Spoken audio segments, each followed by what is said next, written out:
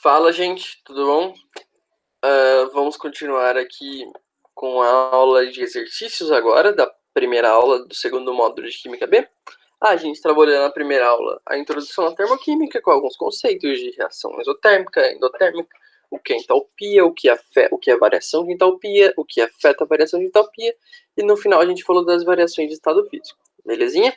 Então agora vamos resolver os exercícios da apostila. Eu queria sempre ser tipo o Faustão, assim, sempre me inspirei. Que bosta, né? Enfim, vamos seguir aí. Vamos lá, exercício 1, aula 8. Do Enem 2000, já estava nascido. Aí ele fala, o enunciado é: ainda hoje chorei de saudade. Não. Ainda hoje é muito comum as pessoas utilizarem vasilhames de barro, moringas ou potes de cerâmicas não esmaltada para conservar a água a uma temperatura. Não, esmaltada aqui é importante, viu? Para conservar a água a uma temperatura menor do que a do ambiente. Isso ocorre por quê? Aí vamos lá. A. O barro isola a água do ambiente, mantendo-a sempre com uma temperatura menor, como se fosse isopor. Vamos deixar isso aqui, ok? Se você não sabe, você não marca nem sim nem não. Você deixa lá. No final você dá aquela segunda olhada, ok? No primeiro momento não parece ter nada errado. Vamos lá para a segunda. O barro tem poder de gelar a água. Esse aqui já dá dica, né? Poder de gelar a água pela sua composição química. Na reação, a água perde calor. Duas coisas aqui. Poder de gelar a água. Ele é o frozen, ele é o inverno, sei lá. Ele não tem essa. Primeiro, não tem esse poder. E segundo, assim, se acontece uma reação química entre a água e o barro, não serviria de nada você ter um vasilhame de barro. Porque você tem um vasilhame para beber água, você não tem um vasilhame para beber barro. Então, essa alternativa é claramente errada, ok?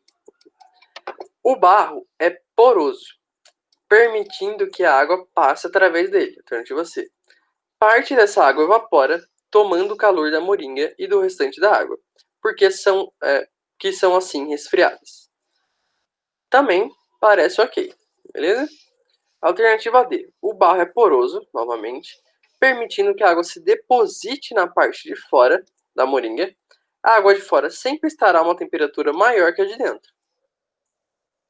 Ok, mas não falou por que a temperatura diminui. Então, tá errado. Ele não disse nada da temperatura, só falou, tem água lá fora. Entendeu? Letra E. A moringa é uma espécie de geladeira natural, liberando substâncias higroscópicas que diminuem naturalmente a temperatura da água. Isso aqui é interessante, pessoal.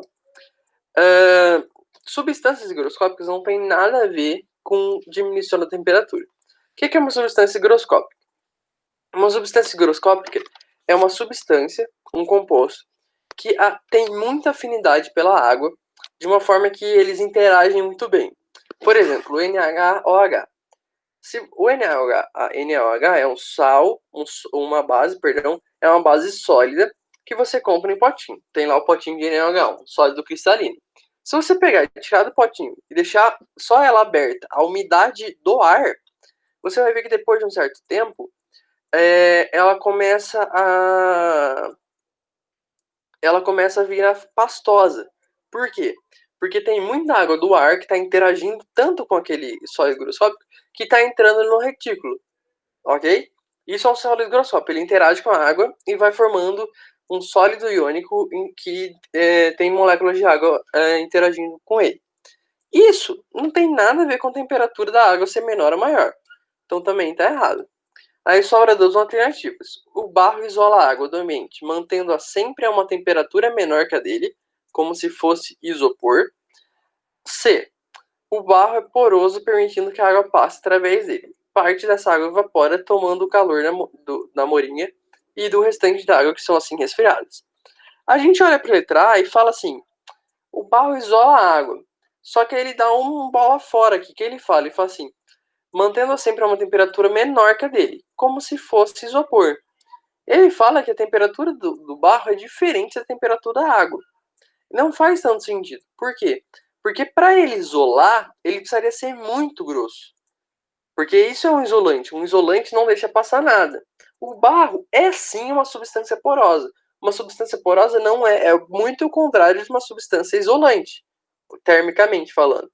Então, quando a gente fala que o barro isola, a gente está incorrendo nesse erro. E também tem outra coisa. Se ele isolasse, a temperatura dele teria que ser a temperatura da água. Porque a parte de fora não, mas a parte de dentro sim.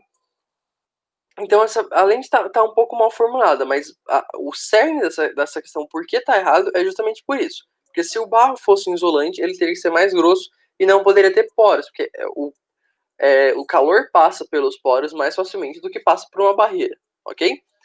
A alternativa C também está certa. Se você ainda não tivesse botado tanta fé, tu ia olhar e falar assim, o barro é poroso, verdadeiro, permitindo que a água passe através dele. Também faz todo sentido. Pequenos poros, a água tem mais facilidade em passar.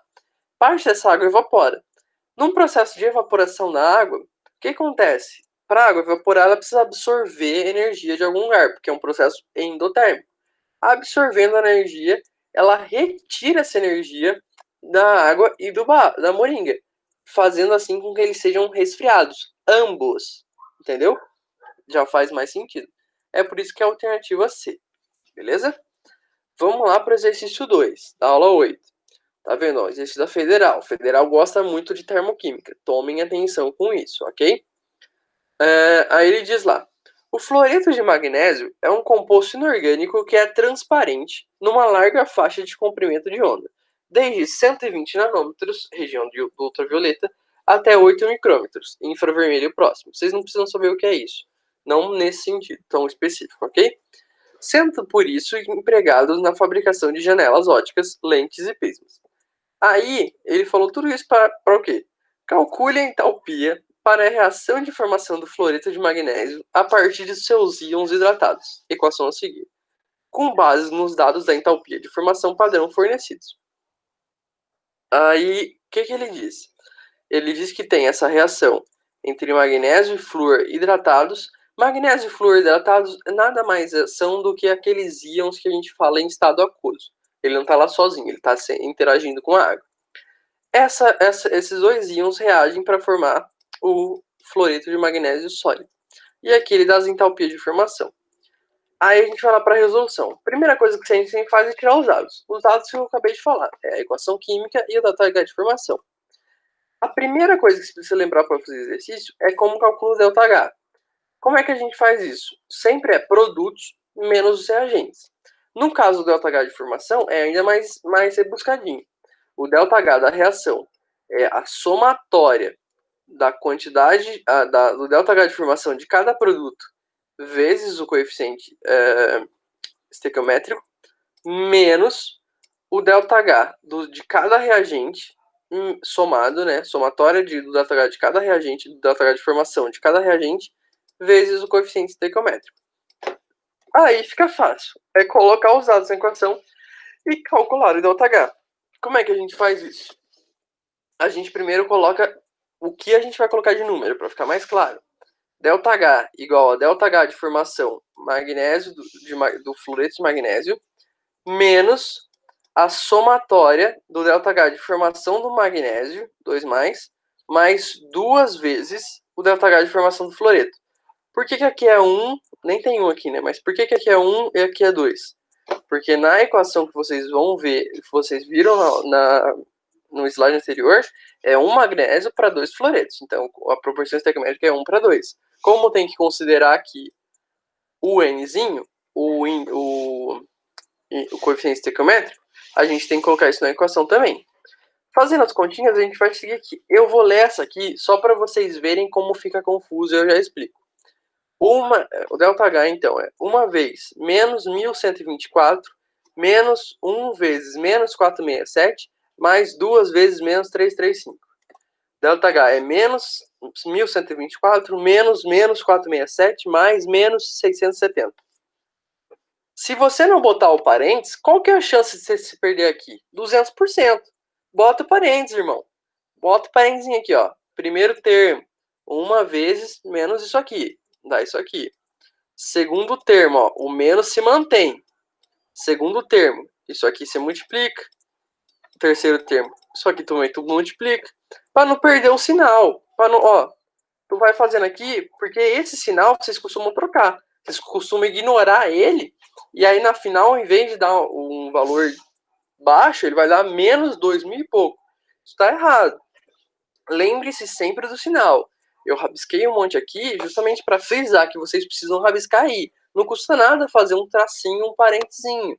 Coloquem os parentes, principalmente para vocês não se perderem quanto aos cálculos. Isso é fundamental.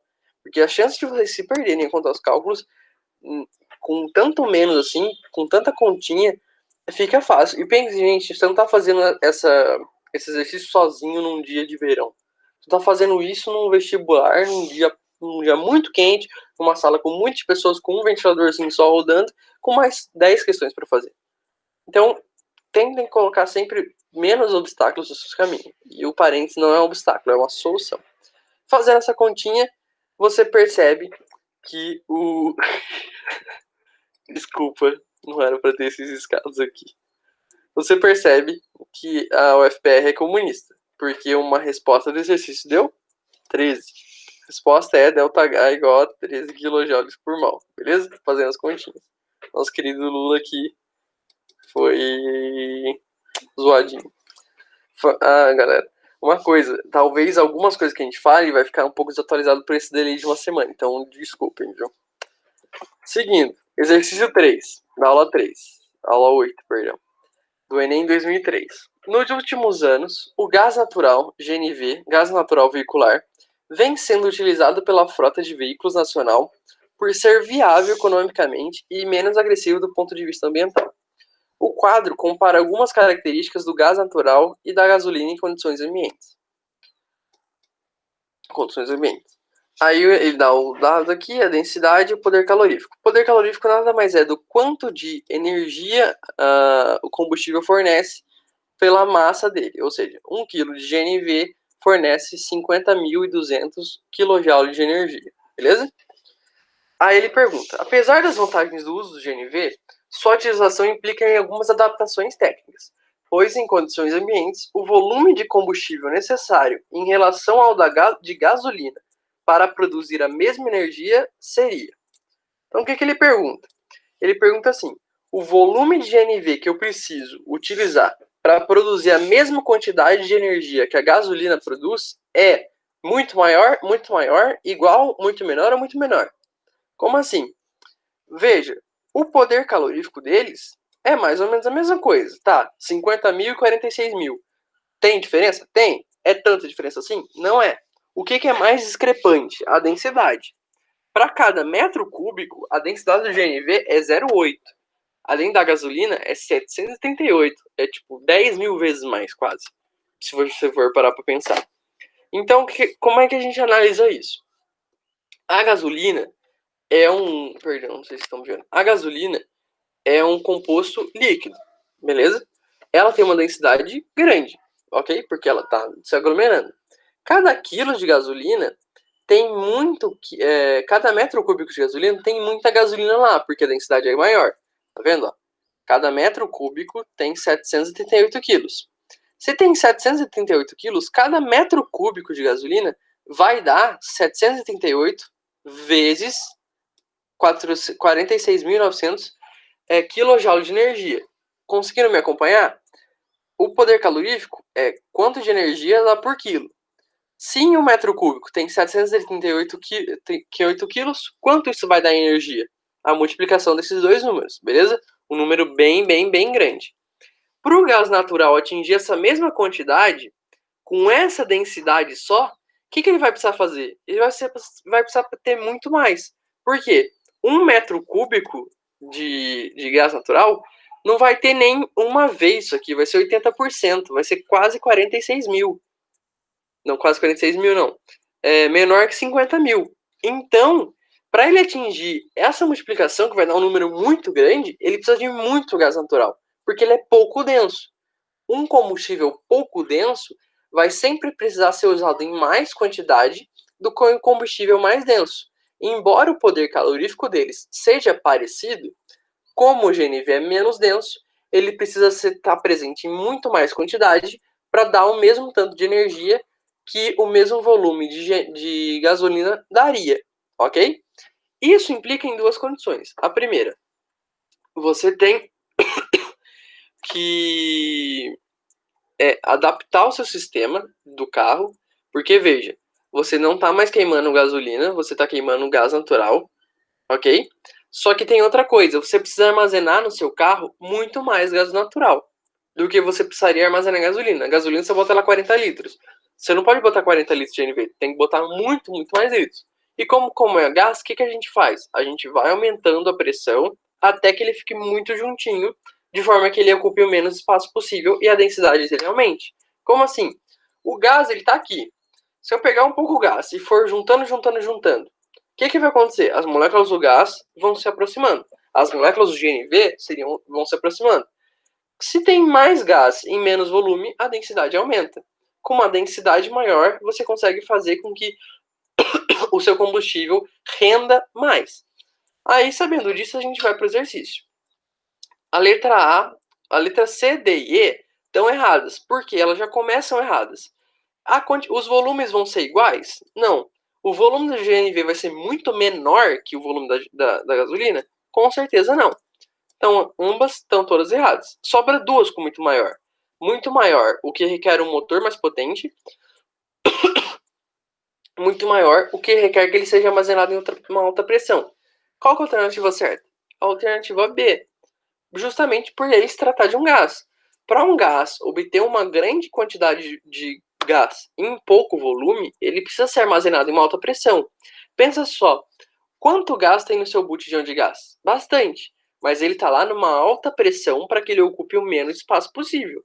O tanto de, se você pensa só, o tanto de gás que você utiliza de gás na cozinha diariamente, se fosse num estado gasoso, tu precisaria de caminhões e caminhões de gás. Se num estado com alta pressão, num estado mais juntinho, tu precisa de um botijão. Então, é assim que você pensa quando você tem gás, ok? Quanto mais pressão, mais denso é o gás. Beleza? Vamos pro último exercício. Eu esqueci, eu acho, de colocar o tempo, então não tenho tempo, mas eu acho que a gente tá rápido fazendo o sistema hoje. Beleza? Vamos lá. Último exercício. Exercício 4, PUC Campinas, São Paulo. Nos Estados Unidos, em 1947, a explosão de um navio cargueiro carregado do fertilizante nitrato de amônio causou a morte de cerca de 500 pessoas. A relação ocorrida pode ser representada pela equação 2 nitratos de amônio, se decompondo, em 2 nitrogênios, 1 oxigênio e 4 águas. O ΔH é menos 411,2. Aí ele pergunta, num processo, quando a decomposição de 1 mol do sal ocorre, liberação de tanto, absorção de tanto, liberação de tanto, absorção de tanto. Primeira coisa que você tem que saber, o ΔH é negativo. Irmão, bateu o olho em ΔH negativo, processo isotérmico libera energia. Sem duvidar. ΔH é negativinho, vai lá e chuta pro gol. Beleza? Como ele libera energia, você já elimina duas questões. A letra B e a letra D, porque elas falam em absorção de energia. Beleza? E faz todo sentido, né, galera? Para ele causar uma explosão, ele precisa liberar energia. Não é ele absorvendo energia que ele vai explodir, ok? Aí tem a segunda coisa. Ele pergunta para 1 mol de sal e ele fornece valores diferentes de energia. Por quê? Na equação que ele dá pra gente, tem um detalhezinho aqui interessante, ó. Tem esse coeficiente estequiométrico. E como você viu na aula anterior, você sabe que a quantidade de matéria afeta muito o ΔH, o valor de ΔH. Como ele deu a unidade em kJ e não em kJ por mol, você sabe que 2 mols de nitrato de amônio vão dar menos 411,2 kJ de energia. Só que ele perguntou 2 joules? Não. Ou 2 mols? Não, ele perguntou 1 mol. Como é que a gente faz? Equaçãozinha, regrinha de 3. 2 mols de NH4, NO3, dão menos 411. Se ele perguntou de 1 mol, quanto vai ser? A quantidade... Aqui. Acho que travou. Desculpa, espero que não esteja travado. Vou continuar aqui só para terminar. A quantidade para 2 mols está para menos 411, então 1 mol está para x. Esse x vai ser menos 200,5. Se você fizer essa regra de 3, você já ia observar de novo que é uma liberação. Ó. 1 mol, como você lê aqui, 1 mol de sal decomposto libera 205,6 kJ de energia, ok? Libera é o negativo e o valor é o módulo, ok? Então a alternativa certa é a letra E. Beleza, gente? Desculpa pelos problemas técnicos aqui no final, deu uma bugadinha, mas espero que vocês tenham entendido. Eu fui mais rápido, mas vocês têm o Tira Dúvidas, vocês também podem me procurar, mas é só para vocês tentarem fazer também, darem uma olhada na resolução e verem se vocês estão concordando, estão discordando, onde estão as suas dúvidas, ok?